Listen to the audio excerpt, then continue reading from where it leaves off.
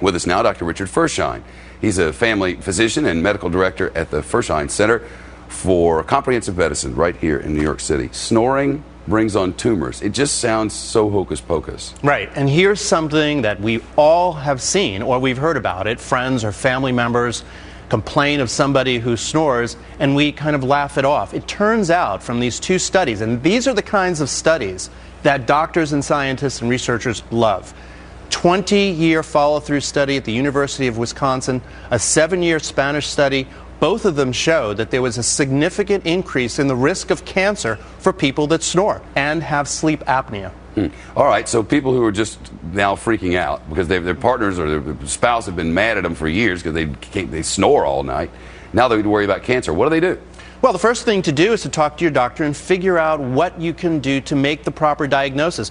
From this study, what they found is that those individuals with the lowest oxygen levels, that's below 90%, they're the ones that had that 5 times increase in the risk of developing cancer. So the first thing to do is find out if you're in that group, and there are simple studies that can be done. There's an oximetry study that can be done at home that actually tests how much oxygen you have in your blood overnight.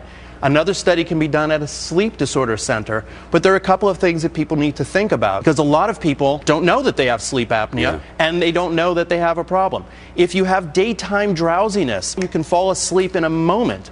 That's one indicator that you may have sleep apnea. So fatigue is a big issue. Snoring is another. What's fascinating about this is what they found is that low oxygen levels are linked to cancer because it promotes something called angiogenesis. That's the process by where blood vessels from tumors actually grow. They allow the tumor to spread throughout the body. So low oxygen levels appear to have that adverse effect and lead to this increase. And people with low blood pressure are especially susceptible as well, right? Well, low blood pressure is a big problem. Think about all the people that suffer with allergies, have congestion in their sinuses.